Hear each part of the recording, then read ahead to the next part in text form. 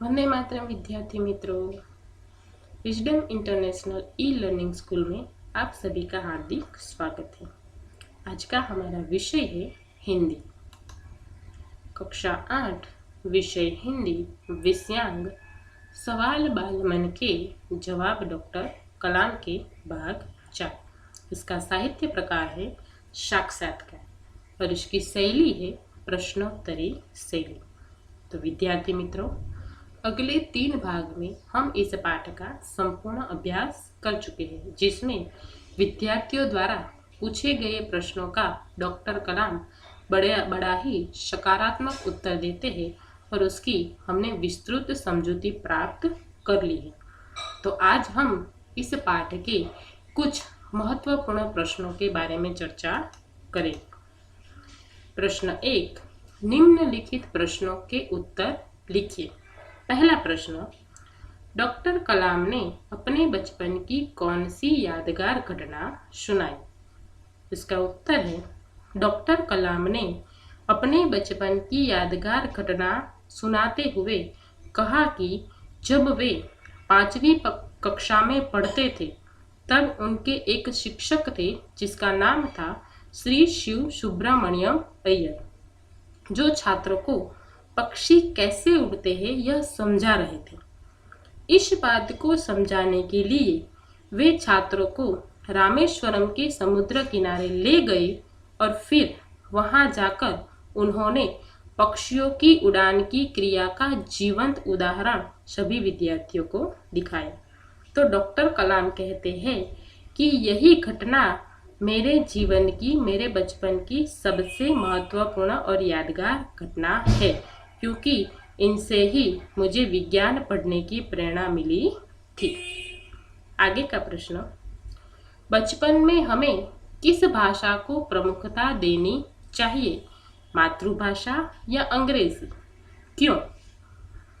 इसका उत्तर है, बचपन में हमें मातृभाषा को प्रमुखता देनी चाहिए, क्योंकि मातृभाषा हमें माता से यानी कि हमारे माता के उदर से प्राप्त होती है। बालक अपनी भावनाओं की सर्वोत्तम अभिव्यक्ति अपनी मातृभाषा में ही कर सकता है।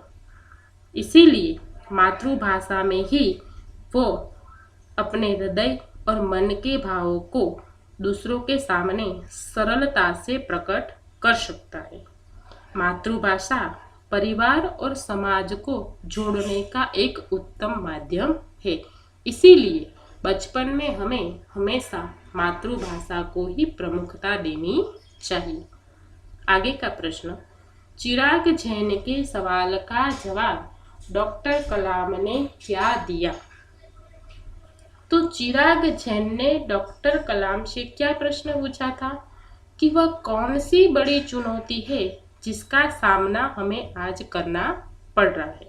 तो इसका उत्तर देते हुए डॉक्टर कलाम ने कहा कि भारत को सन 2020 तक एक विकसित राष्ट्र के रूप में परिवर्तित करना और देश के 1 अरब से अधिक नागरिकों के चेहरे पर मुस्कान और खुशी देखना, यही हमारे राष्ट्र के सामने सबसे बड़ी चुनौती है। आगे का प्रश्न, कलाम के मत से भारत 2020 तक एक विकसित राष्ट्र कैसे बन जाएगा? डॉक्टर कलाम ने क्या प्रश्न पूछा है कि उसका उत्तर क्या होता है कि हमारे देश की जनसंख्या 1 अरब से अधिक है। इनमें 54 करोड़ लोग 25 वर्ष से कम आयु के हैं। ये युवा ही हमारी राष्ट्रीय शक्ति है, हमारा राष्ट्रीय धन है। हमारे देश में कई सारे प्राकृतिक संसाधन भी है। हमारे देश को किस प्रकार एक विकसित राष्ट्र में परिवर्तित करना है, उसका ढांचा यानी कि नक्शा भी हमारे पास है। इसीलिए डॉक्टर कलाम कहते हैं कि भारत 2020 तक एक विकसित राष्ट्र बन जाएगा। आगे का प्रश्न, भाषा के विषय में डॉक्टर कलाम ने क्या कहा है? तो भाषा के विषय में डॉक्टर कलाम ने कहा है कि मैंने स्वयं माध्यमिक तक की शिक्षा मातृभाषा के माध्यम से ही की है। कलाम कहते हैं कि मेरा तो हमेशा यह मानना है कि छात्र अपनी कॉलेज की पढ़ाई भी अपनी मातृभाषा के माध्यम से ही प्राप्त करे। डॉक्टर कलाम का मानना है कि बालक अपनी मातृभाषा में ही सोचता है और समझता है और किसी भी बात को मातृभाषा में ही अभिव्यक्त कर सकता है। सरलता से वो दूसरों के सामने प्रकट कर सकता है। इसीलिए डॉक्टर कलाम मातृभाषा को महत्व देते हैं।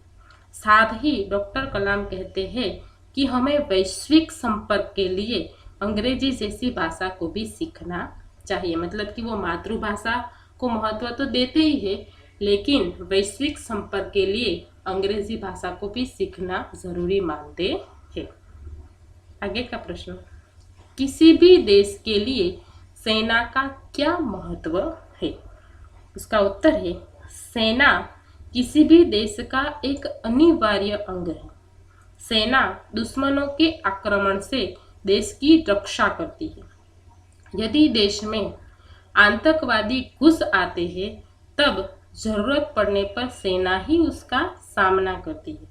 देश में जब कभी भूकंप, सुनामी जैसी कुदरती आपत्ति आती है तब सेना ही उस आफत से फंसे लोगों की सहायता कर सकती है। इस प्रकार सेना हमेशा मुश्किल समय में देश के लोगों की मदद करती है। अंतिम प्रश्न, पढ़े हुए से देखा हुआ ज्यादा याद रह जाता है, क्यों?